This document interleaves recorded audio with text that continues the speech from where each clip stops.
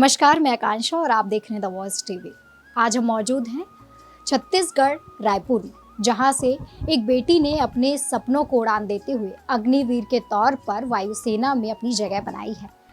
स्नेहा मिश्रा से मिलते हैं आज। स्नेहा मिश्रा की वायुसेना में जाने से पहले उनकी चुनौतियां कैसी रही, किन किन चुनौतियों का उनको सामना करना पड़ा है, उनका परिवार में सपोर्ट कैसा रहा है और क्या कुछ अनुभव रहा है, आज उनसे ही हम जानेंगे कि किस प्रकार से उन्होंने जो एयरफोर्स है उसको ही चुना और कैसे उनका चयन हुआ, क्या क्या मेहनत लगी है और अनुभव कैसा रहा है अब तक। चलिए जुड़ते हैं स्नेहा मिश्रा से। नमस्ते। नमस्ते मैम। मेरा नाम अग्निवीर स्नेहा मिश्रा है और मैं रायपुर छत्तीसगढ़ की निवासी हूँ। मेरा सिलेक्शन भारतीय वायुसेना में एज एन अग्निवीर वायु हुआ है। ठीक है, आपने अग्निवीर से जो ज्वाइन किया है एयरफोर्स, आपने एयरफोर्स को ही क्यों चुना है? यहाँ से स्टार्ट करते हैं।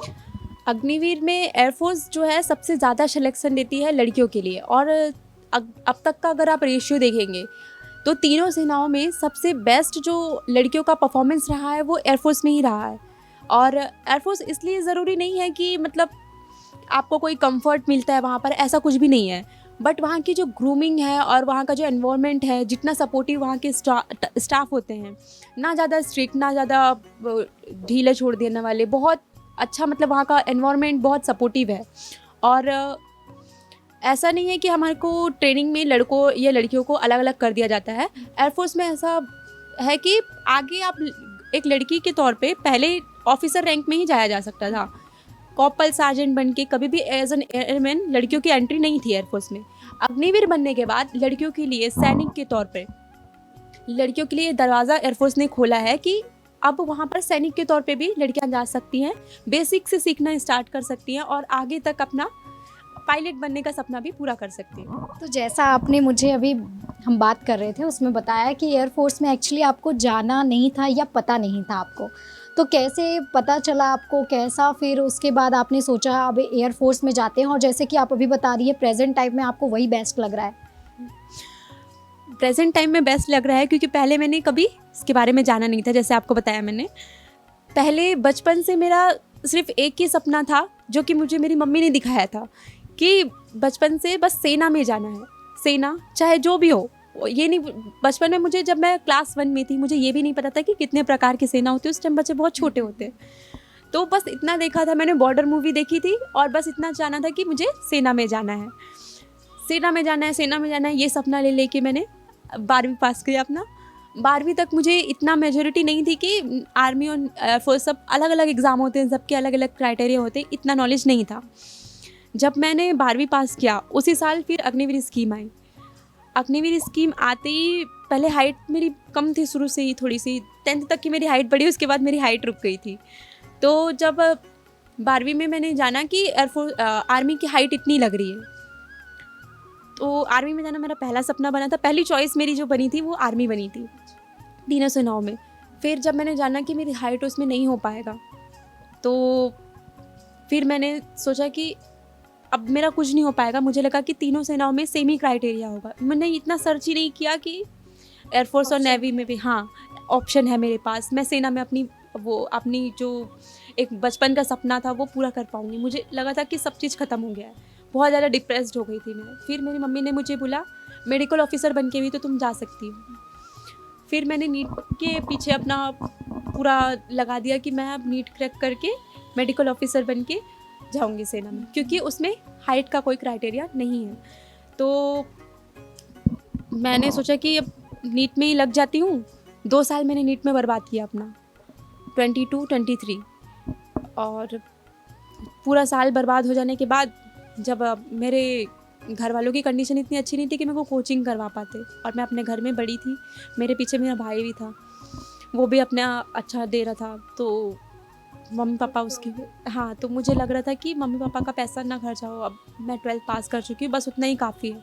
12th के बाद मैं नहीं चाहती थी कि मेरे मम्मी पापा मेरे पढ़ाई में या किसी भी चीज़ में मेरे पैसा लगाएं ज़्यादा।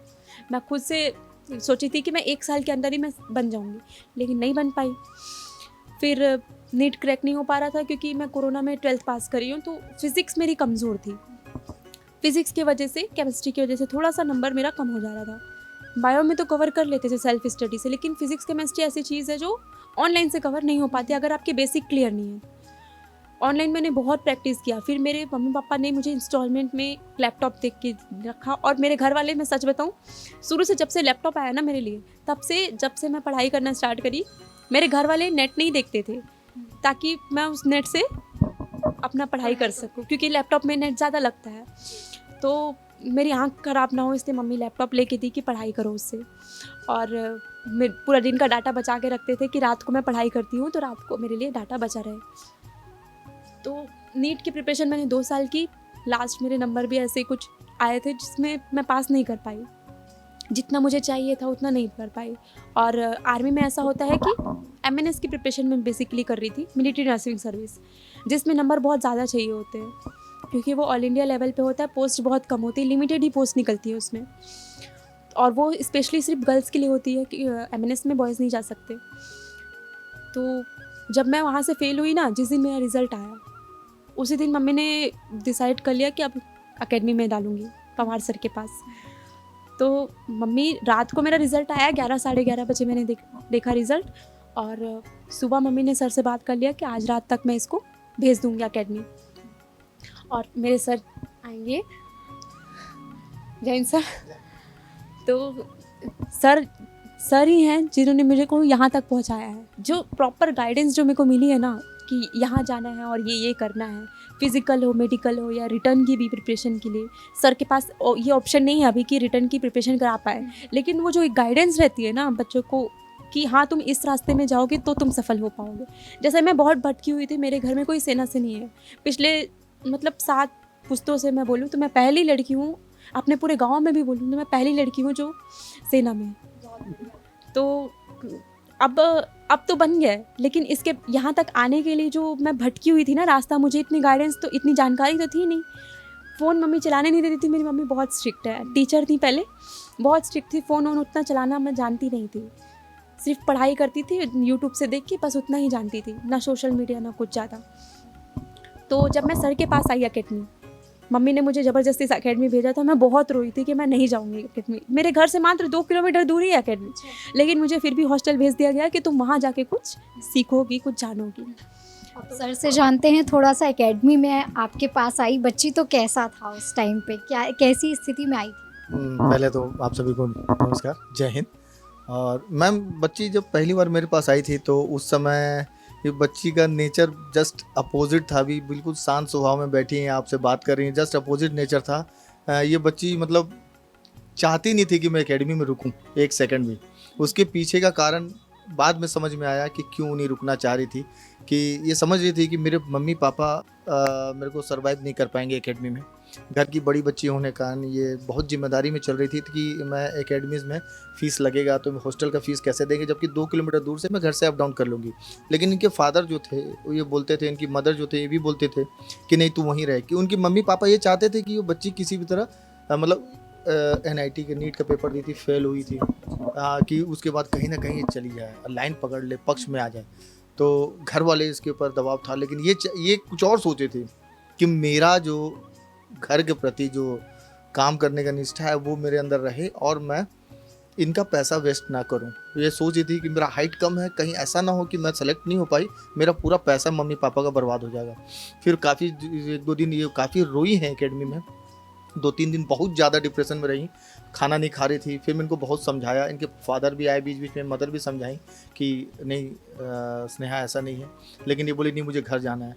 फिर इनको मैं समझा कर कुछ दिन रोका इनको एकेडमी में कि आप इंटरेस्ट लीजिए, उसके बाद देखते हैं आगे क्या होता है। फिर इसके अंदर थोड़ी सी जागृति आई, फिर ये धीरे धीरे अपने आप को ग्राउंड में लाना शुरू किया। और इसके अंदर एक डर और था, इन्होंने मेरा वीडियोज़ वगैरह देख लिया था, जिनको डर था कि पवार सर बहुत मारते हैं बच्चों को, बहुत स्ट्रिक्ट हैं, तो मेरे साथ भी ऐसा करेंगे तो मैं नहीं करूँगी यहाँ पे। तो थोड़ा सा इनके अंदर वो भी डर था और एक घर की जिम्मेदारी थी। दोनों चीज़ों को देख के एक बैलेंस में चल रही थी बच्ची। लेकिन मैं बोलूँगा कि आज स्नेहा उस मुकाम पे पहुँची है, कहीं ना कहीं इसका पूरा मेहनत है। और गुरु होने के नाते आपको कैसा लग रहा है अभी? मैम देखिए, मेरी आंखों से आंसू छलक जाते हैं। एक जो इन लोग प्राउड देते हैं हमें, जो मेरा प्राउड होता है यही है, ये जो मतलब मुझे उठाते हैं, लोगों के बीच में रखते हैं। क्या कहना चाहेंगे अपने सर के लिए? इतना मतलब अगर उन्होंने ये बात कही कि जब आप आई थी तो काफ़ी जो था आपका उस टाइम पे जो फील होता था आपको कि आप कर पाएंगे नहीं, घर का भी एक आपकी जिम्मेदारी थी और आपने सर का डर भी देखा कि किस प्रकार से जो है वो ट्रेन करते हैं, तो कैसे आपने इन सबको पार किया है?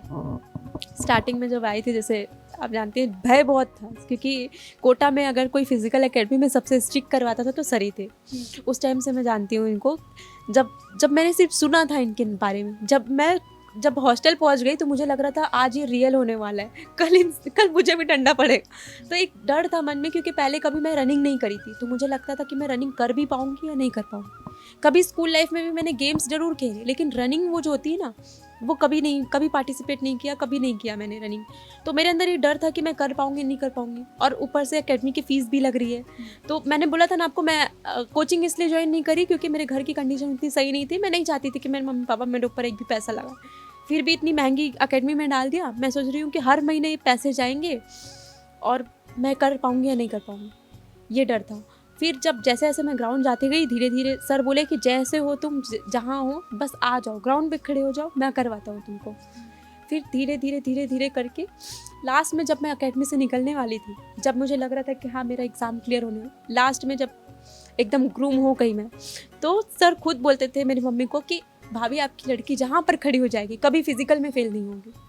ये मेरे सर का शब्द था जो मैंने सुना था। उस दिन मेरे को लगा कि हाँ, कि आज मैं कुछ हूँ, और वो कॉन्फिडेंस मैंने अपना एग्ज़ाम पे दिखाया था कि फ़िज़िकल में मुझे पता था कि मैं अच्छा ही परफॉर्म करूँगी, और दोनों ही एग्ज़ाम में मैंने एक्सीलेंट के तौर पे सबसे फर्स्ट लड़कियों में जो आते हैं उस ग्रुप में आई। बिल्कुल। और कैसे ट्रेनिंग कैसे होती थी ग्राउंड में, जैसा अगर सर के उसमें सुना जाए, जो बच्चे डरते हैं उनको क्या बोलना चाहोगे आप? जो डर है वो तो बच्चों का जायज़ है कि हाँ बच्चे पहली बार घर से बाहर निकल रहे हैं तो डर रहेगा, मेरे अंदर भी था वो चीज़।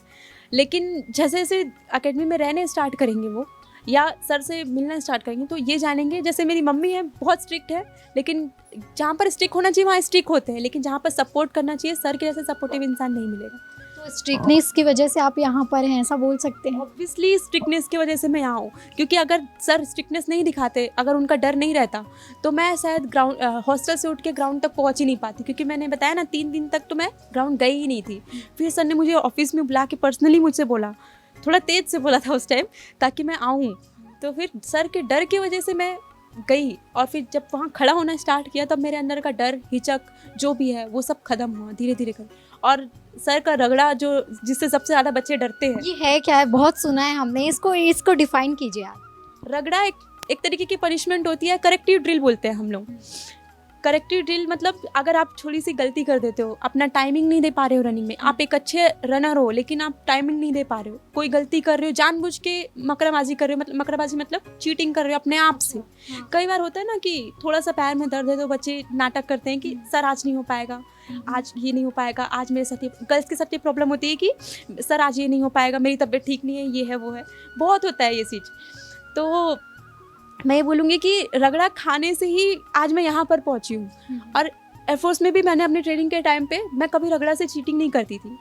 कभी भी मैंने रगड़ा चाहे किसी भी रीज़न के लिए मिल रहा है ना, तो अगर वो आपको मिल रहा है तो वो सामने वाला कुछ सोच के ही करवा रहा होगा, आपकी ही ग्रूमिंग होगी उससे। तो मैं कभी रगड़ा से डरी नहीं, और सर के रगड़ा से सबसे ज़्यादा बच्चे डरते हैं। और जब मैं ट्रेनिंग पे गई ना अपनी, तो मैक्सिमम 80% मैं बोलूँगी 80% रगड़ा मैंने यहीं पर खा लिया था। तो जब मैं वहाँ पर गई ना, तो 80% चीज़ें मैं यहाँ से जो सीख के गई थी वो चीज़ वहाँ पर मुझे बहुत हेल्प करी। भले वो एक रगड़ा था, लेकिन मेरी जो आज पर्सनालिटी जो बनी है फिज़िकल की, कि जहाँ पर भी मैं चली जाऊँगी वहाँ पर से फेल नहीं होके आऊँगी फिज़िकल में, इतना मुझे पता है। और ये सर की ही देन है मेरे ऊपर कि जो लड़की कभी दौड़ती नहीं थी, उस लड़की को आज इतना स्ट्रॉन्ग बना दिया फिज़िकल में कि कहीं पर भी जाएगी दौड़ में तो कभी फेल होगी नहीं। तो सर मैं पूछना चाहूँगी, ये बच्चों के लिए क्यों रखा गया? इससे क्या बच्चे मजबूत होते हैं? हाँ मैम, एक्चुअली क्या रगड़ा नाम दिया गया, जैसे बोला जाता है कि जितना रगड़ा उतना तगड़ा, एक कहावत है इसके साथ जुड़ा हुआ। और रगड़ा इन द सेंस मतलब ये है, बच्चों को सिर्फ और सिर्फ उसके लिए किया था ताकि बच्चे अपने आप में एक मजबूत हों। मतलब रगड़ा के लिए ना हम भी बहाना ढूंढते हैं। हम ग्राउंड में, जैसे मान लीजिए एयरफोर्स में ट्रेनिंग करके आई है बच्ची, तो इनके जो उस्ताद हैं वो भी एक बहाना ढूंढेंगे कि किसी भी तरह को रगड़ा दिया जाए। रगड़ा मतलब एक बॉडी को कष्ट दिया जाता है ताकि बॉडी में सहने की क्षमता बढ़े, अपने आप को स्ट्रांग करें। रगड़ा का तात्पर्य ही वही है। और रगड़ा जितना ज़्यादा आपको मिलेगा बॉडी उतना ज़्यादा, ये देखिए शरीर ये कच्ची मिट्टी का बना है, आप इसको जैसा ढालेंगे वैसा ढलेगा। आप इसको रेस्ट देंगे तो पूरा रेस्ट मांगेगा। अगर ये रगड़ा खाने के बाद अगर आप कांटों पे भी सो जाएंगे ना तो आपको एकदम खड़ाक से नींद आएगा, क्योंकि बॉडी पूरा थका रहता है। तो रगड़ा जो शब्द है ना एकदम मतलब डिफेंस लाइन के लिए ना एकदम पर्टिकुलर। और ये बीच में बच्ची एक चीज़ बोली थी, ध्यान दिए होंगे आप, मकराबाजी बोल रही थी। ये हमारा डिफेंस का लैंग्वेज है। जैसे इनमें मकराबाजी, जैसे हमारे में बोला था आर्मी में, तो मैं सेना से रिटायर्ड हूँ तो हमारे बोलता है मकरागिरी कर रहा है। मकरागिरी मतलब कर रहा है मतलब वो बेवकूफ़ बना रहा है, मतलब कर सकता है लेकिन वो कर नहीं रहा है। उसी मकरागिरी के चक्कर में पूरा गलती एक करता है सेना में, सजा सबको मिलता है। हाँ, ऐसा नहीं है कि मतलब इसने अगर कुछ गलती किया है तो बस इसी को मिलेगा, नहीं। ये दिखाया जाता है भैया ये 40 का ट्रुप्स है तो 40 को सजा मिलेगा इसकी गलती के कारण। फिर बाद में फिर इसको बोला जाता है भैया मत किया करो यार। तो इनको आपस में जब रूम में जाते हैं ना, वो भी सिखाया जाता है पूरा इनका बर्थडे पे, जैसे मैंने आपको फिर 15 अगस्त को बताया था कि जो इनका बर्थडे होगा एकदम दिल से करीब होगा, हर सुख दुख में। वो इनका बर्थडे है, इनके मम्मी पापा के बारे में जानेंगे, और ये जो है उनके मम्मी पापा परिवार में कौन रह रहा है, कैसे रह रहा है, इनका जो दुख तकलीफ होगा वो बर्थडे ही ये नहीं बोल पा रही है तो सामने वाले अपने उस्ताद को बर्थडे ही जा करके बताएगा, सर स्नेहा को ये प्रॉब्लम है, स्नेहा इसके कारण डिप्रेशन में है, स्नेहा को ऐसे हो रहा है। तो बर्थडे पेयर जो वहाँ होता है तो रगड़े में भी ना बर्थडे एक दूसरे की हेल्प करते हैं, अरे यार कुछ नहीं हुआ यार, कोई बात नहीं हो जाएगा। आपकी बच्ची ने ये जो रगड़ा है उससे वो आगे निकल पाई, कैसा किया उसने? नहीं मैम ये तो बता ही रही हैं, सुन ही रही है कि यहाँ से रगड़ा खाने के बाद 80% जो मैंने इसको यहाँ रगड़ा कराया था 80% रगड़ा वहाँ उसको करने को मिला। तो इसको ये लगा यार ये तो हम करके आए हैं, हमारे लिए तो इजी है, ये तो हम करे हुए। जो और लड़कियाँ हैं जो शायद एकेडमी ज्वाइन नहीं की होंगी और रगड़ा नहीं खाई होंगी तो उनके लिए दिक्कत आया होगा, बाकी ये तो खट करके निकल गई होंगी, मुझे मालूम है, क्योंकि रगड़ा खाई हैं, झेली हैं तो उस निकल जाती हैं। और ये रगड़ा ना जो शब्द है ना बहुत बढ़िया शब्द है, क्योंकि जब तक कि रगड़ा इनको नहीं मिलेगा बॉडी स्ट्रॉन्ग नहीं होगा। बोलते हैं ना कि भैया लड़कियाँ भी हर कदम पर लड़कों के बराबर चल रही हैं। तो जब मेरे एकेडमी में एक चीज़ और बता रहा हूँ मैम, मेरे एकेडमी में लड़के लड़कियाँ दोनों बराबर हैं। मैं कभी भी ऐसा नहीं सोचता कि ये लड़की है और ये लड़का है, दोनों को रगड़ा सेम मिलता है, बराबर का मिलता है। मैं ये कभी नहीं बोलता कि ये लड़की ये नहीं कर पाएगी। इसीलिए क्या है मेरे एकेडमी में रगड़े के नाम से ना बच्चे गायब हो जाते हैं, बोलते हैं अरे यार पवार से बहुत रगड़ते हैं, बोले वहाँ नहीं जाना यार, दूसरी एकेडमी ज्वाइन करो। डर, सिर्फ डर की वजह से। और जो बच्चा रगड़ा खा लिया, सक्षम हो गया, देखिए आपके सामने आज बिंदास होकर बैठी है। यहाँ पर फिर से बात करते हैं हम स्नेहा से। स्नेहा, अपने परिवार का बताइए, इसमें सपोर्ट कैसा रहा है फैमिली का? सबसे बड़ी बात तो मेरी मम्मी, जो कि मम्मी जो है ये मेरी पावर है, ओरिजिनल पावर जो मेरा हमेशा बैकग्राउंड बन के जो खड़ी रहती थी, मेरी मम्मी। और मेरे पापा जो हमेशा किसी भी चीज़ का, आज जो मेरे पास घर नहीं है ना, ये हम यहाँ पर मतलब मेरा बर्थ छत्तीसगढ़ में ही हुआ है, सब चीज़ मेरा छत्तीसगढ़ में ही था। तो स्टार्टिंग से लेके मतलब हम छत्तीसगढ़ में ही रहे, मम्मी पापा की शादी के कुछ साल बाद से सब चीज़ छत्तीसगढ़ में। पापा की जॉब भी उस टाइम ठीक ही ठाक थी, मम्मी भी जॉब करती थी। आज ये जो घर नहीं बन पाया ना वो इसलिए क्योंकि मेरे मम्मी पापा ने अपना पूरा तन मन धन सब हम दोनों को ग्रूम करने में ही लगा दिया, कभी किसी चीज़ की कमी नहीं होने दी। आज आप देखेंगे मेरा घर भले छोटा है लेकिन यहाँ पर किसी भी चीज़ की कमी नहीं है, चाहे पढ़ाई से लेके हो, चाहे सुविधाओं से लेते हो, कभी किसी चीज़ के लिए हम तरसे नहीं है कि हाँ ये महंगी चीज़ हमारे पास नहीं है। हर महंगी से महंगी चीज़ मेरे पास है। आपको अगर मैं बताऊँ एक बहुत अच्छी चीज़, तो जिससे मेरा एग्ज़ाम, जब मैं आपको बोली मैं जॉब करती थी, मेरा एग्ज़ाम का रिज़ल्ट आया था, उसके मतलब 18 तारीख को मेरा बर्थडे था। उस दिन मम्मी ने मुझे 11,000 की वॉच गिफ्ट की, जो कि मेरी राशि के हिसाब से, हम ब्राह्मण में तो थोड़ा देखा जाता है कि राशि के हिसाब से अपनी औकात से बढ़ के मेरे घर की सबसे महंगी चीज़ जो है ना, गहने से भी महंगी चीज़, इतना महंगा मेरे घर में गहना भी नहीं है, उस गहने से भी महंगी चीज़ है वो मेरे लिए वो वॉच। और वो इतनी लकी साबित हुई कि 1 महीने के अंदर ही मेरा रिजल्ट आया। और जो मैं इतने दिन से प्रैक्टिस कर रही थी, कहीं ना कहीं अटक जा रही थी, मेरी किस्मत को खोलने वाली है वो वॉच। और मेरी मम्मी ने अपनी औकात से बढ़कर इस वॉच को दिया था मेरे को। और 1 महीने के अंदर ही जब मेरा एक्सीडेंट, डैनियल की है, मम्मी ने वॉच ही क्यों दिया वो तो उनसे पूछेंगे, और आप बताइए इसकी कहानी। जब ये वॉच मुझे मिली उसके 1 महीने बाद ही मेरा रिजल्ट आया, और वो बहुत लकी साबित हुआ मेरे लिए कि वो मेरी किस्मत खोल देने वाला। और हर जगह चाहे आप देख लें, एग्ज़ाम हो, हर जगह मैं इस वॉच को लेके जाती हूँ, कभी भी छोड़ती नहीं हूँ। इसमें बहुत स्क्रैचेस आ गए हैं क्योंकि मैं हर जगह लेके जाती हूँ इसको। यहाँ तक कि हम जब कैंप होता है हमारी ट्रेनिंग में, दिन रात बराबर हमको जगाया जाता है 4-5 दिनों के लिए। उस कैंप में भी इसको मैंने पॉलीथीन में रैप करके, कपड़े में रैप करके अपने पास रखा था कि ये मेरी मम्मी की निशानी है, मेरे साथ रहेगी हमेशा। हाँ, और रगड़ा पट्टी से, हर चीज़ से इसको बचाया है कि ये मेरी मम्मी की निशानी है, हमेशा मेरी मम्मी की याद दिलाती में। तो सपोर्ट तो मम्मी का आपका बिल्कुल दिख रहा है। अब उनसे बात करते हैं और जानते हैं कि कैसे अपनी जो बच्ची का स्ट्रगल है उन्होंने देखा है और क्या कुछ अनुभव रहा है। नमस्ते मैम। जय श्री राम। बताइए, आपको अपनी बच्ची में ऐसा क्या दिखा जो आपने कभी भी हार नहीं मानी? इसके लिए तो क्या ही कहें, ये जब से हुई है तब से इसके लिए तो हम अच्छा ही सोचे, अच्छा के इसको हम जानते थे कि कुछ न कुछ तो करेगी और इससे पहले करेगी। इसको तो बल्कि हमेशा ही हम अभी भी दुत्कारते हैं, तू नालायक ही है। लेकिन इसको भी दुत्कारते हैं, लेकिन इसको इस तरह का दुत्कारते हैं कि तुमसे हम क्या सोचे थे और तुम क्या कर रही हो, इसको स्कूल में हमेशा, जहाँ मैं टीचर थी वहीं पढ़ते थे, जयसाई में, यहाँ पर रामनगर में। तो मैं इसकी क्लास की टीचर जाती ही नहीं थी, सर से बोलती मैं इसकी क्लास नहीं पढ़ाऊंगी। और मैं इनके पेरेंट्स मीटिंग में जाती ही नहीं थी। मैं अपनी क्लास में रहती थी, लेकिन टीचर लोग बोलते, दीपा मैडम आप नहीं आ रही हैं, आपके बच्चे हैं, पूछ लीजिए। हम बोले फेल ही होगी और क्या होगा। दीपा मैडम आपके बच्चे सबसे अच्छे आए हैं, और वो स्नेहा तो बहुत अच्छी है, हो गया ये थोड़ा सा है, ये तो था ही, लेकिन आप आया करिए। नहीं हम नहीं आएंगे, हम बाद में आके आप मेरा साइन ले लीजिए, मैं नहीं आऊँगी, है ना, मारूंगी। पहले तो जाकर मारती थी इन लोगों को, कूटती थी स्कूल से। इसको तो सिंधी स्कूल से एक बार इतना मारते हुए लाए थे, इन दोनों को, इवन इसको तो फेल हो गया था, मारते हुए सिंधी स्कूल से पटरी पार करा कर लेके आए थे। तो डर तो इन दोनों को था ही शुरू से, लेकिन इसको ये शुरू से पढ़ने में कमज़ोरी था, ज़्यादा नहीं था, लेकिन ये हमेशा से A+ ही आई।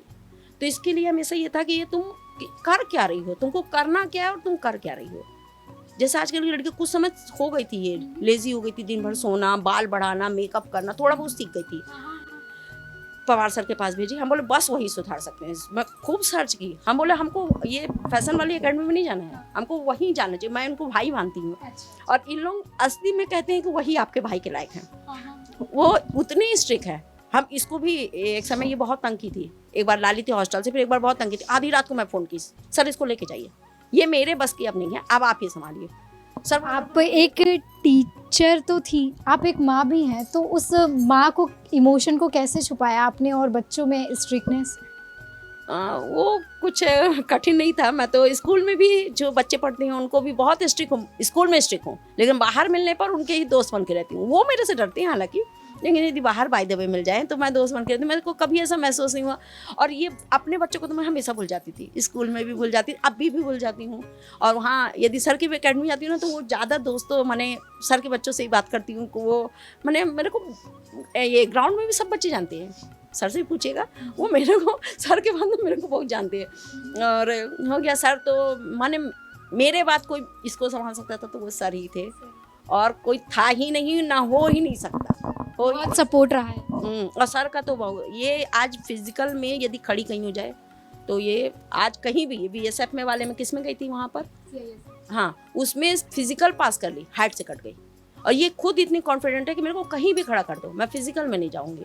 पढ़ाई में मम्मी के कारण कहीं नहीं जाऊंगी, बाकी हाइट वाइट से मैं चली जाऊंगी। हाइट से इसलिए गई क्योंकि 3 साल की थी, तब से ये घर का काम करती है। मैं टीचर 600 नौकरी, 600 रुपये मिलता था मेरे को, 1500 इनको। और हम लोग उस समय थर्ड क्लास से ये काम करती थी पूरा, ये पूरा घर का संभालती थी, ये खाना कपड़ा सब चीज़। ये मेरे को आज भी कुछ नहीं आता है, हम तो आज भी कुछ नहीं करते। अभी 2 साल हुआ नौकरी छोड़े, स्कूल की महावीर में पढ़ाती थी, छोड़े। तो आपने पहली बार कब सोचा कि आपकी बच्ची को एयरफोर्स में भेजना?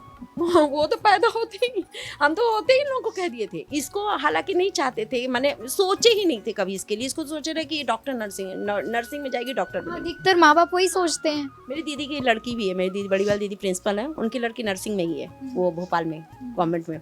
तो हम इसके लिए नर्सिंग ही सोचे थे, पर ये था कि पहली चॉइस तुम लोगों की फौजी है, दोनों की। और इसके तो हम सर से बताए भी थे, सर के पास गए थे तो हम बोले इसको तो फौज में सर आप ही को भेजना है, 2022 में सर, है ना। और मेरे दोनों बच्चों को फौज में भेजना है, लेकिन इसको तो फौज के हिसाब से सर तो आपको ऐसे ये फौजी बनी है तो सिर्फ सर के कारण, क्योंकि इसके हम फौजी बनने के लिए तो भेजे नहीं थे, इसको तो इसका व्यवहार सुधारने के लिए भेजे थे, लेकिन इसको मकरा ये जो क्या कहते हैं रगड़ा वगड़ा दौड़ तो ये कभी जानी ही नहीं। स्कूल में भी सब डांस वांस में लेती थी, रनिंग वनिंग में नहीं लेती थी कभी। रनिंग तो जो भी सीखी, फिजिकल तो जो भी सीखी, पढ़ाई ना कहो कि मैं या इसके टीचर्स भी बहुत अच्छे थे, बहुत ये ना हमेशा डर के ना पीछे रहने वाली। जैसे अभी बागेश्वर में गई थी, सबसे पीछे खड़ी थी। बागेश्वर ने खुद बुलाया कि आओ सामने वो लड़की कहाँ है, बुलाओ उसको, वो कहाँ है। तो इसके स्वागत के लिए फिर पुलिस वाले आए, इसको लेके गए। ये मैंने अपने आप को शो ऑफ नहीं करती है। वहाँ स्कूल में भी ऐसी थी, 2-3 लड़कियाँ इससे कम थी, हम तो जानते थे, लेकिन वो ज़्यादा आ जाए, ज़्यादा वो थोड़ा चमचा थोड़ा होता है, टीचर्स फूल देना, ये करना वो करना। और स्कूल में भी बच्चे मेरे को देते, मैं बोलती ये सब मेरे को नहीं, चमचागिरी मत करना, बाकी तुम हाँ टीचर्स डे में गिफ्ट, हाँ पढ़ाई ही चाहिए मेरे को, और कुछ नहीं चाहिए। आज बच्चे मिलते हैं, कई तो बच्चा भी जाने जाओ जो मैडम हमको भी बना दो, हम बोले बना दो, जब मार रही थी तब तो भाग रहे थे, आज बोलते हो कि बना दो। मेरे को स्कूल से ना, महावीर स्कूल से निकाला ही इसलिए गया था क्योंकि मैं महेश्वरी माने जो वहाँ के प्रिंसिपल है उनसे ज़्यादा मेरे को मेरी पब्लिसिटी हो गई थी, बच्चे मेरे से ज़्यादा डरते थे, इसलिए मेरे को मतलब मैं 1 महीने पहले रिज़ाइन दे दी थी, लेकिन ये था कि एग्ज़ाम तक मैं रहूँगी, लेकिन वो एग्ज़ाम तक भी मेरे को नहीं रहने दिए, 1 महीने पहले ही कह दिए कि आप जा सकती हैं। सैलरी हालांकि मेरे को पूरा अप्रैल तक आई। रीज़न ये है, मैंने उन लोग निकाले नहीं, लेकिन वो जो अपनी नहीं सह पाए, मेरे को बच्चे मुझे इतना मानते हैं आज भी बच्चे। तो स्ट्रिक्टनेस का मतलब ये होता है कि बच्चे को तैयार किया जाता है, ये मतलब नहीं होता है कि उसे आप लाड़ प्यार में बिगाड़ दें। हर माता को समझना चाहिए। हाँ, हर मम्मी पापा को यही बोलती हूँ कि आप जो आज बच्चों को सिखा रहे हैं ना, उनका फेवर ले रहे हैं, तो कल आपको भी मारेंगे, कल आपको भी करेंगे। मैं सर ये भी इसको कितने बार भेजती हूँ, कितना लोगों को ये थोड़ा कड़क है, बदतमीज़ भी बहुत है ये मेरा बेटा, ये तो नहीं है, ये तो थोड़ा ठीक है, ये सह भी देगी, ये थोड़ा बदतमीज़ है। तो इसके लिए हम कई बार बोलते हैं कि तू कहीं से आएगा ना तो सपोर्ट पहले नहीं करती हूँ, फिर बाद में जब बताएगा थोड़ा बहुत या कोई और फेवर लेगा तब कहूँगी, नहीं तो इसका सपोर्ट बहुत कम मैं करती हूँ, है ना। और ये तो बिल्कुल ही नहीं करते, ये तो बोलते होंगे बच्चे जो करना, कभी रोक टोक नहीं लगाए, पढ़े नहीं है लेकिन कभी रोक टोक नहीं लगाए बच्चों में, ना मेरे लिए कि तुम ये ना करो, ये ना करो, जहाँ पैसा ले लो जाओ, तुम जहाँ जाना वहाँ जाओ, जो करना वो करो, कभी नहीं। और वॉच के लिए तो सबसे बड़ी है कि इसके पास 5 नंबर नहीं है। अच्छा। हाँ, तो 5 नंबर नहीं था, तो 5 नंबर के लिए ग्रीन चाहिए था, और ये ग्रीन बहुत कम पहनती थी। और खाना पीना तो जाना कुछ खाना ही नहीं है इनको, बस दाल चावल खा ली, घी डाल के हो गया, हम लोग और तो कुछ खाते नहीं हैं, तो वो खा ली। तो इसलिए इसको वॉच दिए, और ये तो कहे 3,000 की देना, मैंने 2-3 हज़ार की बस थी, 3,000 सिर्फ 3,000 से ज़्यादा एक भी रुपए नहीं। पर फिर पता नहीं क्या हुआ मेरे दिमाग में, तो देखने गए तो ये भी गया एक बार, फिर ये भी गए 2,000, 1,500, 1,100, 1,500, उससे ज़्यादा नहीं। फिर पता नहीं क्या हुआ, हमको यही पसंद आई, ये भी गया, ये भी बोला हाँ दीदी मम्मी यही लेंगे, इसको यही गिफ्ट देंगे। फिर हो गया, फिर 11,000 की उस समय आ गए, कोई वो इसका हम लोग प्राइस नहीं बताए थे, लेकिन हाँ उसके बाद ही पूरी ज़िंदगी बदल गई। और सर का तो बहुत बड़ा योगदान है ही, मेरी बेटी को आज जो है ये बन ही नहीं पाती, इसके लिए मैंने हम लोग नर्सिंग कर ही नहीं पाती, PNT वगैरह नीट वगैरह दे ही रही थी, तो उसमें 95, 120 ऐसा आ रहा था, 2 साल दी। तो ये जो आज एयरफोर्स में गई है, फिजिकल जो इसका कंट्रोल हुआ है, जो भी हुआ है, और पढ़ाई तो थी ही, पढ़ने में तो शुरू से अच्छी थी, पढ़ने में तो सिंधी स्कूल पढ़ी बहुत अच्छा, आत्मानंद में इसका अपने से हुआ, कोई वो नहीं लगा, आत्मानंद 12th वहीं से की है, फाफाड़ी से, ये तो पढ़ने में तो बहुत अच्छी थी। अभी कैसा लग रहा है आपको? अभी तो हमको तो पता नहीं, समझ में नहीं आ रहा कि हमारा हो क्या रहा है। 8 महीने हम लोग कैसे पेट में दबाए थे ना, कि हमको क्या बताया। सर को फ़ोन की तो सर बोलते हैं हमको पता था, हम इसको डांटा, तू बताया क्या? तो नहीं मम्मी हम तो नहीं बताए। सर फिर बोले कि नहीं वो उदय बताया था, लेकिन ये नहीं बताया था कि कहाँ है। और हम लोग 8 महीने हम कहे बागेश्वर महाराज को होके आएगी, फिर सबसे पहले सर को बताऊंगी, और वहाँ से आई है तो सबसे पहले इन्हीं को कॉल की हूँ कि मैंने उनके जो भगवान है, ट्रेनर है, और मामा, माने इन लोग बच्चे तो हर समय ही कहते हैं आप और सर, मैं यहाँ झेलो चाहे वहाँ जो, इसलिए नहीं जाता ये सर के पास ही बोलते हैं कि इसलिए तो ज़्यादा बोलता है आपको झेलना मुश्किल है, उनको कैसे झेलूंगा बोलता है सर को। तो ये थोड़ा डर जाता है, क्योंकि इसको करना, ये मकराबाजी है, ये नहीं है। बिल्कुल। अभी आपने बागेश्वर की बात की है, तो आप उनके बारे में बताइए, ऐसी मान्यता कैसे, उनसे इतना लगाव कैसे हो गया? लगाव देखिए, जब पहली बार रायपुर आए थे 2023 में आए थे शायद, बसंत भैया ने बुलाया था, तो जब दही हांडी मैदान में 2025 में आए थे, जिस साल उनके ऊपर विवाद बहुत ज़्यादा हो गया था, हाँ उसी साल मैंने पहली बार उनको रायपुर में ही देखा था। इसके पहले ना रील में देखा, मैंने बताया आपको मोबाइल में उतना इंटरेस्ट नहीं था, तो मैंने पहली बार यहीं पर देखा उनको। और मैंने सुना बहुत ज़्यादा, 2-3 दिन कथा सुनी, उसके बाद मुझे बहुत अच्छा मतलब एकदम लगाव सा हो गया। हाँ, हनुमान जी की तो हम पूजा देखिए बचपन से मम्मी ने श्री राम और हनुमान जी की ही पूजा करना हमको सिखाया था। बचपन से हम मुश्किल से 7 या 8 साल की रही होंगी, तब से हम लोग को हनुमान चालीसा याद है। हाँ, और बिना देखे हम कहीं भी आंख बंद करके बचपन से हम करते थे। और इतने छोटे छोटे बच्चे हैं, इनको कैसे याद है इतनी सारी। तो बचपन से हमने मम्मी को देखा था श्री राम और हनुमान जी की पूजा करती थी। तो जब मैंने बागेश्वर महाराज की कथाएं सुनी तो एक अपना सा लगा कि हाँ यही तो मेरे को चाहिए था, और भगवान ही मेरे को गाइड कर सकते हैं कि मैं इतना भटक रही हूँ, इतना स्ट्रगल जो मेरे लाइफ में आ गया है, ये कहाँ से ख़त्म होगा, ये सिर्फ बागेश्वर महाराज ही कृपा करेंगे तो ख़त्म हो पाएगा। तो जब पहले दिन दरबार लगा था, डे 1 का दरबार लगा, उसमें मैंने सुना कि अर्जी मुझे कुछ समझ नहीं आ रहा था उतना, क्योंकि इतनी ज़्यादा मैच्योर नहीं थी, मैं घर से बाहर ज़्यादा नहीं निकली थी। लेकिन थोड़ा समझ में आया जितना कि अर्जी लगाने से भगवान सुनते हैं, अपनी एक मनोकामना मानना है। तो मैंने मांगी थी, हालांकि मैंने कोई नियम नहीं करा, क्योंकि मेरे को जैसे रनिंग वनिंग के लिए आना रहता था ना, 4 साल पहले की अर्जी है, तो रनिंग के लिए आना होता था। तो हम लोग को सर बोलते थे कि तुम लोग कमज़ोर हो, नॉनवेज नहीं खा पाते, तो लहसुन खाना चाहिए तुम लोगों को, गर्मी रहे ताकि शरीर में। तो लहसुन तो मैं खाती थी, ऐसा कोई मेरा वो नहीं था कि मैंने छोड़ दिया है करके। अब बच्चे भी हम तो, लेकिन जो मेरी अर्जी है ना, वो 4 साल पहले की दरबार की ही थी कि मैं जब पहली बार वर्दी पहन के आऊँगी ना, तो धाम में मेरी छुट्टी के आधे दिन धाम पे बिताऊंगी, धाम पे सेवा करूंगी बागेश्वर बालाजी के। और पहली बार मैं तभी जाऊंगी बागेश्वर बालाजी जब मेरा सिलेक्शन हो जाएगा, जब मैं वर्दी पहन के आऊँगी। तो 4 साल से मैं जुड़ी ज़रूर हूँ, लेकिन मैं कभी भी धाम पे नहीं जा पाती थी। मम्मी लोग जाते थे, मैं नहीं जा पाती थी, क्योंकि मेरी एक मनोकामना थी कि मैं वर्दी पहन के ही जाऊँगी और आधे दिन की अपनी सेवा वहीं दूँगी। मेरी 11 दिन की छुट्टी थी, मैं 5.5 दिन अपनी धाम पे सेवा दी हूँ। और मेरी जो मनोकामना थी कि मैं अपनी पहली वेतन बागेश्वर बालाजी के चरणों में दूँगी, चाहे मेरी सैलरी 1000 हो या 5000 हो। तो वो मैंने अपना संकल्प पूरा किया। 6 महीने तक घर में 1 भी रुपया मेरा नहीं आ पाया, क्योंकि यही मेरी मनोकामना थी कि मैं पहली अपनी वेतन वहाँ पर दूंगी। तो गुरुजी से भी मिलना हुआ वहाँ पर, गुरुजी ने भी स्वागत कर, सबसे पहला मेरा स्वागत गुरुजी ने ही करवाया। पहले दिन ही दरबार 12 अगस्त को लगा था, उस दिन भी स्वागत मेरा करवाया। फिर मैंने आपको बताया था सर को मैंने सरप्राइज़ देना चाहती थी, इसलिए सर को नहीं बताया गया था कि मैं आने वाली हूँ या मेरा सिलेक्शन हो गया है रैली में। सर ने मेरा PSL देखा था, उसमें मेरा PSL आउट था, तो स्टार इनटेक के बारे में ही सर को सिर्फ पता था, रैली के बारे में नहीं पता था। फिर जब यहाँ आए, मम्मी ने अचानक से फ़ोन लगाया, तो सर बोले कि भाभी मैं बाहर हूँ, अभी घर आया हूँ छुट्टी में, संडे को नहीं रहते हैं सर। तो फिर सर बोले कि ऐसा ऐसा हो गया, कल आ जाऊँगा भाभी करके। तो उस दिन सर नहीं आ पाए, लेकिन वो चीज़ को मतलब मैं ये था कि हाँ ठीक है, मेरे को एक दिन का प्रिपरेशन करने का टाइम मिल गया कि हाँ सर के सामने कैसे अपने आप को रिप्रेजेंट कर, क्योंकि आज तक तो मैं सिर्फ एक रनिंग करने वाली बच्ची थी, अपने आप को सर के सामने कैसे दिखाऊं ये मेरे को समझ नहीं आ रहा था। तो बागेश्वर से इतना लगाव इसी प्रकार से हुआ, मतलब क्योंकि बचपन से माता पिता ने ही मतलब उस टाइप में सिखाया। तो यहाँ पर इनके पिताजी हैं, हम स्नेहा के पिताजी से बात करते हैं और उनसे जानते हैं कि उन्हें कैसा लग रहा है, अभी उनकी बच्ची इस मुकाम तक पहुँच गई है, कैसा लग रहा है? मैम ठीक है, भी जैसा है वैसे सब ठीक है जी। अभी तो कैसा रहा अनुभव आपका, आपकी बच्ची को क्या कहना चाहेंगे आप? भरोसा तो था पहले भी और अभी भी है कि अच्छे ही रहेंगे। बचपन से कैसी रही ये आप लोगों के बीच में, कैसा था रहना, और अभी देखिए बचपन से तो कुछ हम लोगों को भी समझ में नहीं आ रहा था क्या होगा। खुद को संभालने में लगे। हाँ, खुद को संभालते संभालते अब इनको ये था कि जो भी है सब यही लोग हैं हमारे। फिर धीरे धीरे यही लोग रास्ता बदल रहे हैं, अब ठीक है। बढ़िया। बच्चों को ही देखते हुए आपने, बस उन्हीं में खुशी है जी। तो आप लोग कहाँ से हैं प्रॉपर, कहाँ? छत्तीसगढ़, MP रीवा से हैं?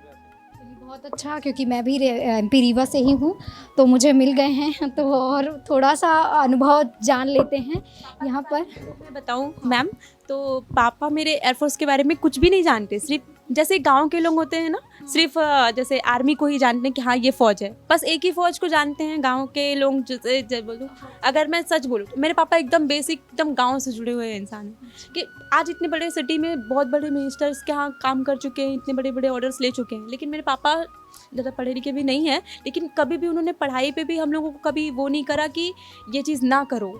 मम्मी को भी आज तक मेरी मम्मी बोलती है मेरे को पढ़ाई करना है, पापा हमेशा उनको सपोर्ट करते हैं, खुद कोई रोक टोक नहीं। नहीं।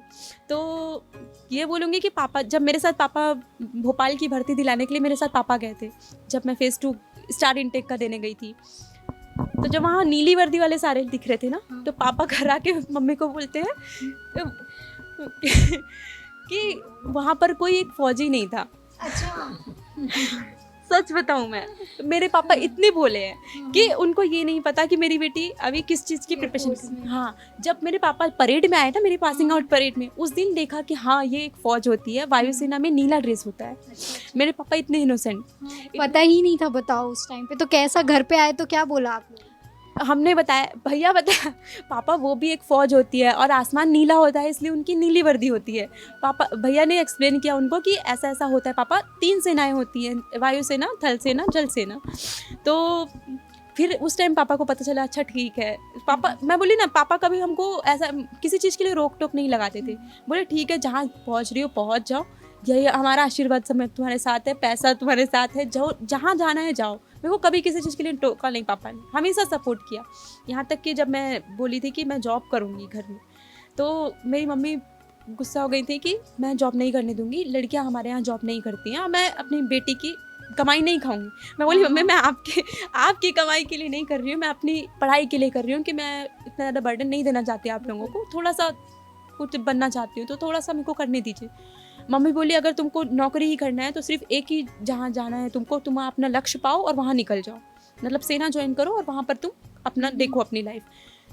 लेकिन मैंने बहुत जिद करी थी उस टाइम पे। मेरे को पापा बोले कि ठीक है, तुम जैसा करना चाह रही हो, तुम खुद समझदार हो चुकी हो अब इतनी कि तुम अगर अपने पैर पे खड़ा होना चाहती हो तो हो जाओ। फिर बाद में मम्मी ने भी सपोर्ट किया, मम्मी समझी मेरे विज़न को कि हाँ ये ऐसा चाह रही है। तो मेरे पापा इस मामले में बहुत इनोसेंट थे। और जब उन्होंने पासिंग आउट परेड देखी ना, उस टाइम पापा समझे कि हाँ मेरी बेटी इतने बड़े मुकाम पे पहुंच चुकी है। उस टाइम पे इनको लगा। तो अभी आप आगे क्या करना चाहती हैं? अब आपके फील्ड से बात करते हैं। एयरफोर्स में पहली वर्दी आपने पहनी जब, तो कैसा लगा? जब हमने पहली बार वर्दी पहनी थी तो देखिए मैं क्या बताऊँ आपको, उस टाइम का सीन ही एक अलग होता है कि मुझे विश्वास नहीं हो रहा था कि मैं ये यहाँ तक पहुँच चुकी हूँ। मेरा ऐसा लग रहा था कि काश इस वक्त एक फ़ोन होता, एक मम्मी पापा सामने होते तो मैं उनको भी दिखा पाती कि हाँ मैं पहली बार वर्दी पहनी हूँ मम्मी। और आपका जो इतना साल का स्ट्रगल था, इतना जो मेहनत, इतना जो पैसा मेरे ऊपर लुटाया, सर की इतनी मेहनत, सर ने जो मेरे ऊपर भरोसा रखा हमेशा, कि मतलब ऐसा नहीं है कि देखिए बहुत बार मैं दुखी हुई जब मुझे सर ने संभाला है। जैसे मेरे घर वाले संभालते थे ना, उसी तरीके से सर से मैं जब बोलती थी सर नहीं हो पा रहा मेरे से, तो हमेशा मुझे मोटिवेट करते थे। ऐसा कभी नहीं हुआ कि ऐसे नॉर्मल बच्चों की तरह दौड़ा के छोड़ दिया, कभी ऐसा सर ने मेरे साथ नहीं किया। एक अलग अनुभव मिला आपको सर से बाकी बच्चों के प्रति? ऑब्वियसली, क्योंकि देखिए जो सर मेरे फैमिली को बहुत अच्छे से पहचानते हैं ना, तो शुरू से जाने हैं कि कहाँ से ये लड़की उठ के आई है, कि किस स्ट्रगल को इसके पेरेंट्स ने झेला है। तो सपोर्ट एक मिलता रहा मेरे को। और जब मैं पहली बार वर्दी पहनी तो एक सपना जैसे पूरा होता हुआ लगा कि हाँ अब पहुंच गई हूँ मैं, लेकिन यहाँ आके रुकना नहीं है। सबसे मेरा मेन मोटो यही है कि 4 साल की अग्निवीर भले है, लेकिन 4 साल के अंदर आपको अग्निवीर स्कीम जो है वो कभी भी आपको रोकती नहीं है कि आप यहाँ पर आके रुक जाओ। वो हमेशा कहते हैं कि आप अपना एग्ज़ाम क्लियर करिए, आप यहाँ से जा सकते हैं। आपको 4 साल पूरा होने का भी इंतज़ार नहीं करना है। अगर आप कोई ऑफिसर रैंक का एग्ज़ाम निकाल लेते हैं, आप वहाँ जा सकते हैं। एसएससी के निकाल लेते हैं, एसएससी निकाल जा सकते हैं। यहाँ तक कि मेडिकल असिस्टेंट का लड़कों के लिए बहुत अच्छा ऑप्शन है।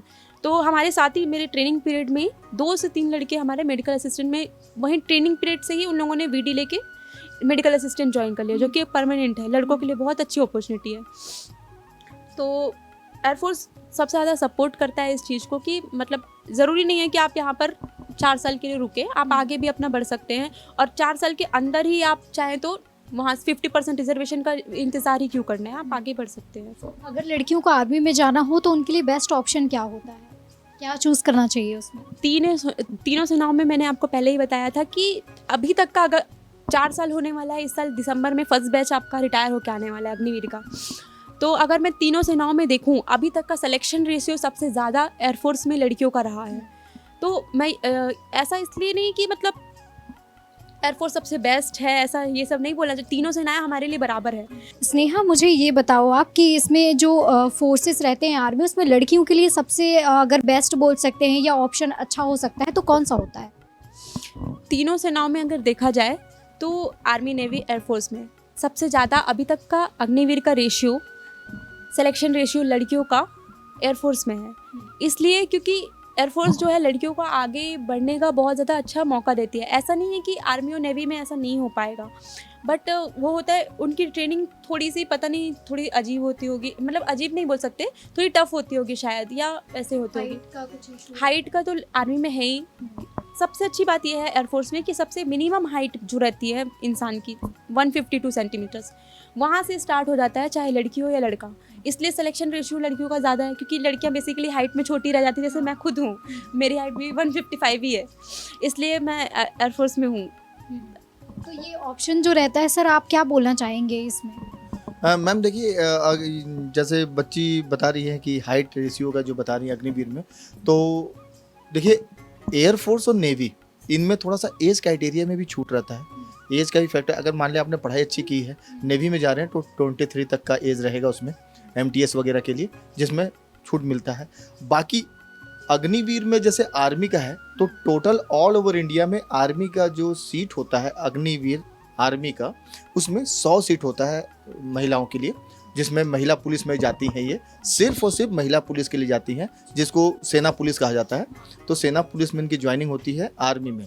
बाकी एयरफोर्स और नेवी गर्ल्स के लिए सबसे बेस्ट है, अगर हाइट कम है तो, और बच्ची अगर थोड़ा पढ़ने में ठीक है तो वो बेस्ट है एयरफोर्स और नेवी। अगर मान लीजिए बच्ची थोड़ा सा पढ़ने में कमज़ोर है, हाइट उसकी अच्छी है, बॉडी स्ट्रेंथ उसकी अच्छी है, तो उनके लिए सबसे बेस्ट ऑप्शन है कि अगर एज क्राइटेरिया के अंदर आती हैं तो सबसे बढ़िया आर्मी ज्वाइन करें वो।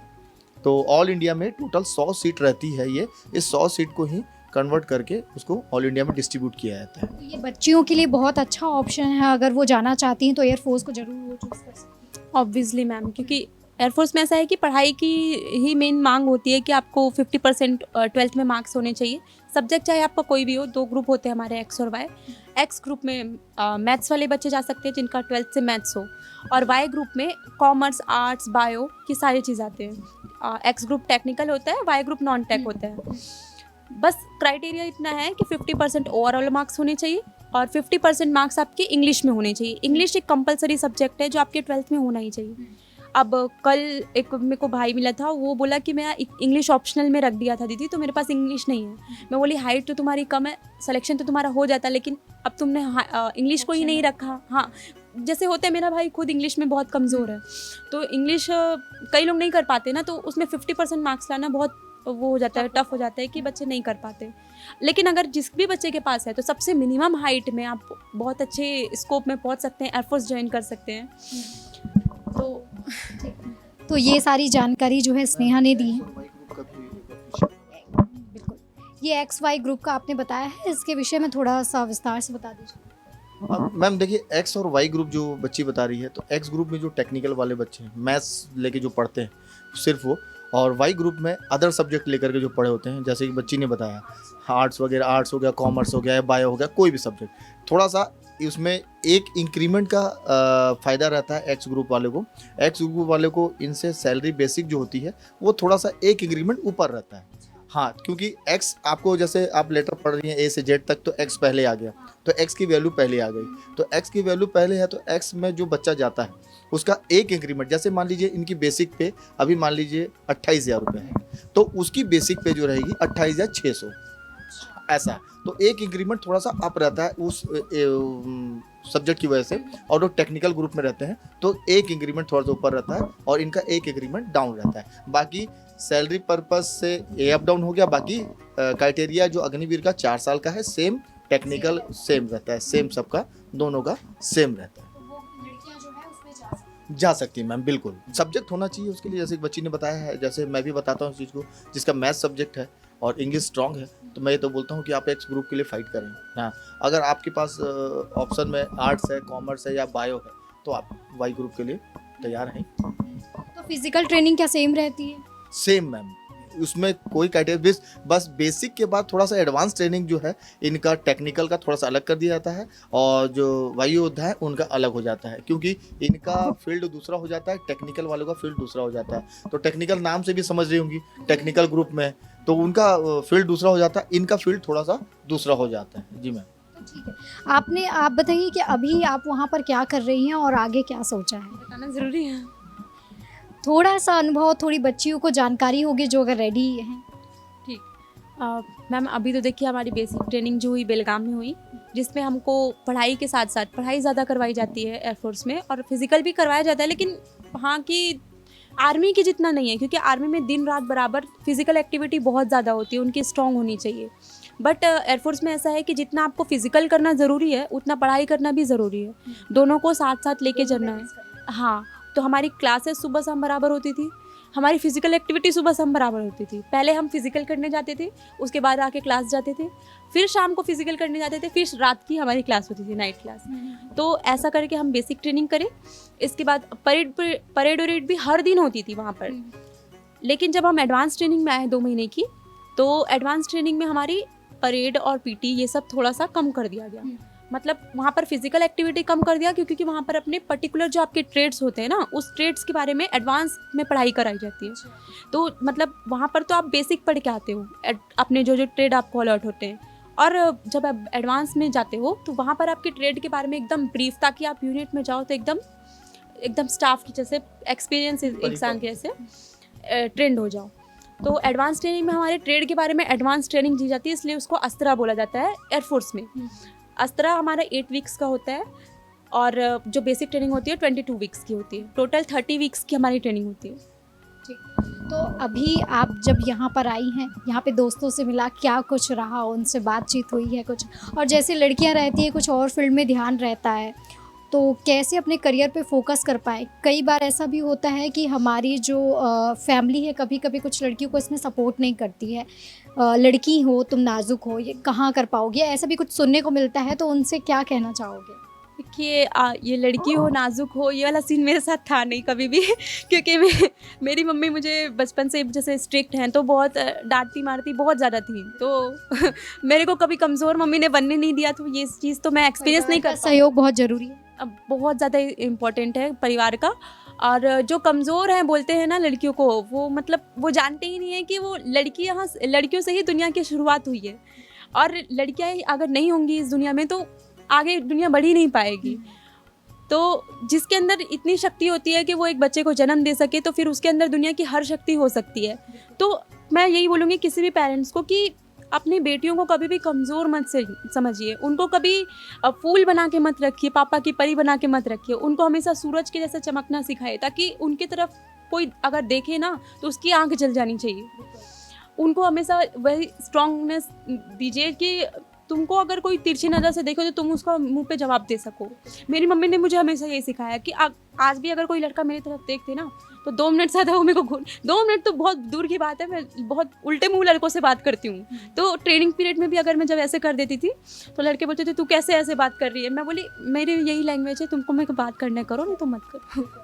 तो यहाँ पर लड़कियाँ खुद को जो इस फील्ड में ले जाना चाहती हैं, जाना चाहती हैं, उनको आप कैसे गाइड करेंगी, एक बार उसके बारे में? अगर सेना में आना चाहें, सेना में आना है तो देखिए सबसे पहले तो आपका एक डिसिप्लिन होना चाहिए, आपके अंदर एक डेडिकेशन होना चाहिए। क्योंकि डेडिकेशन इस मामले में, जैसे मैंने तो ये नहीं बोल सकती मैं कि सब चीज़ दुनियादारी छोड़ दो, सब चीज़ छोड़ छाड़ के एक लाइन में लग जाओ। सबकी अपनी एक पर्सनल लाइफ होती है, मेरी भी थी, सबके परिवार वालों को लेके चलना पड़ता है। जैसे हमारी तो छोटी सी फैमिली, मम्मी पापा भाई बस इतने ही है मेरे पास, लेकिन लोगों के पास पूरी एक जॉइंट फैमिली में रह के स्ट्रगल करना वो ज़्यादा हो जाता है। क्योंकि मैं कभी रही नहीं हूँ जॉइंट फैमिली में, इसलिए मेरे को पता नहीं है, लेकिन जॉइंट फैमिली में रह के पूरे परिवार को साथ लेके आपको पूरी प्रिपरेशन करनी होती है।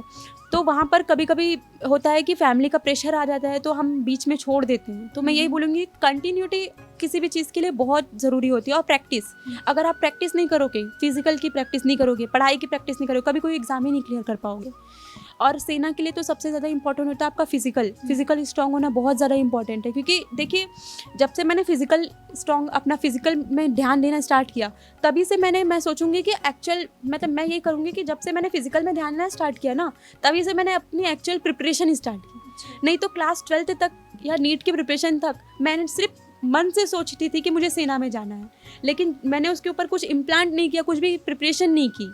ये बोलूँगी मैं, ये चीज़ का पछतावा मुझे हमेशा है कि मैं जब बचपन से मेरा एक ही सपना था तो मैं कहाँ पर भटक गई, ये सोचती हूँ मैं। बीच में मार्गदर्शन मिल गए, आपके गुरु आपको संभाल लिया। वही तो, जब से सर के मैं बोली ना, जब से फिजिकल मैंने सर के पास करना स्टार्ट किया कि हाँ एकेडमी में जाना स्टार्ट करी, रनिंग स्टार्ट करी, उसी टाइम से मेरी एक्चुअल प्रिपरेशन स्टार्ट हुई। इसलिए तो मैं बोलती हूँ जो भी मैं जहाँ पर भी हूँ आज सर की वजह से ही हूँ।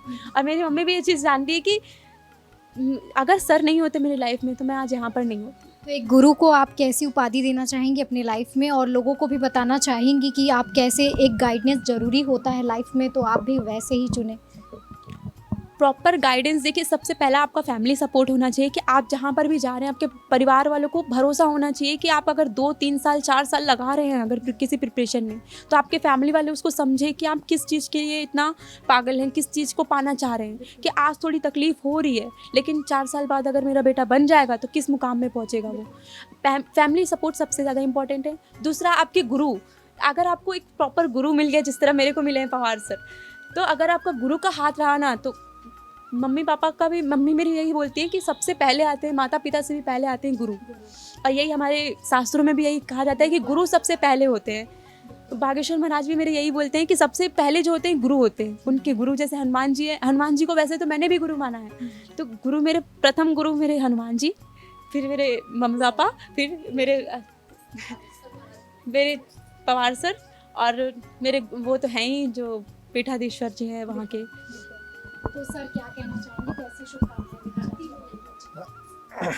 मैं तो देखिए यही शुभकामना दूंगा स्नेहा को कि स्नेहा जैसे मेंटली और फिज़िकली प्रिपेयर हुई है मेरे पास आकर के, और बोलती भी है कि मैं फिज़िकली वहीं तैयार हुई हूँ, लेकिन इसके पीछे इनका और इनके परिवार का बहुत बड़ा योगदान है। इनकी मम्मी जो बार बार इनके पीछे फोर्स करके, प्रेशर डाल करके मेरे पास रोकी।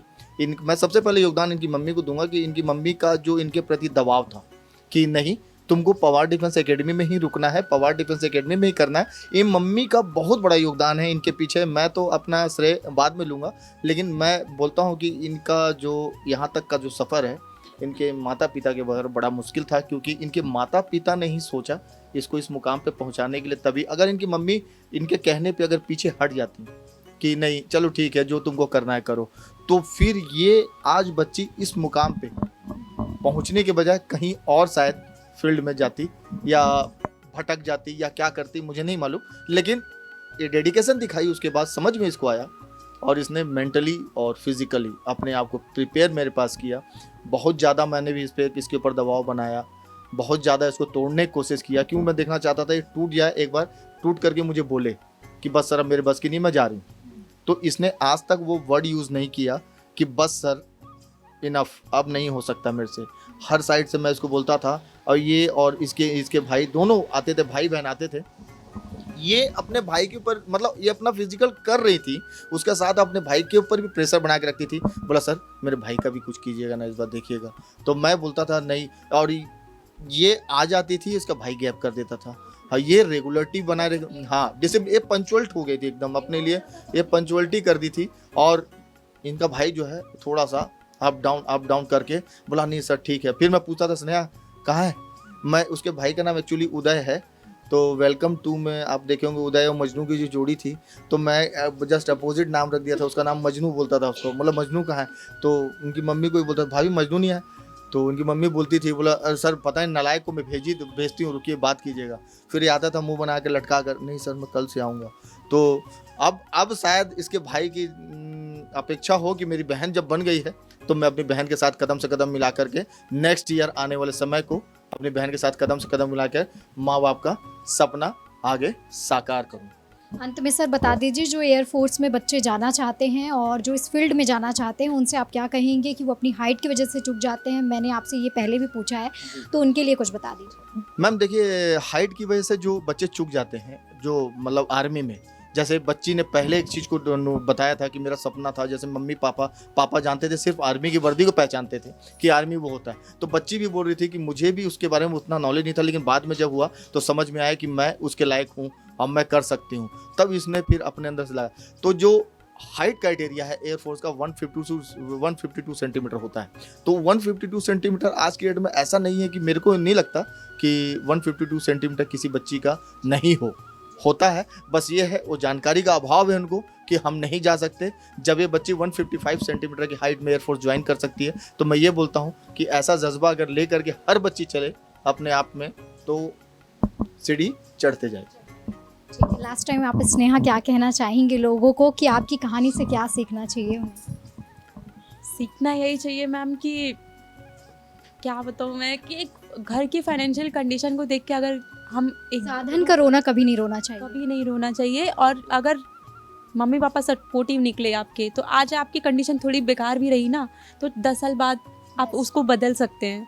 और सबसे बड़ी बात, आज अगर आप देख के रुक जाएंगे कि मैं आज थोड़ा सा जॉब करके, थोड़ा सा पैसा कमा के, प्राइवेट जॉब करके, अपना सेक्रीफाइस करके अगर आप सोच अपने सपने को मार देंगे, अगर उस सपने को मार, जैसे एक टाइम पे मैंने भी होप खो दिया था कि मैं नहीं कर पाऊंगी करके, जब मैंने अकेडमी सर के ज्वाइन करी उसके पहले मैंने होप खो दिया था कि मैं नहीं कर पाऊंगी।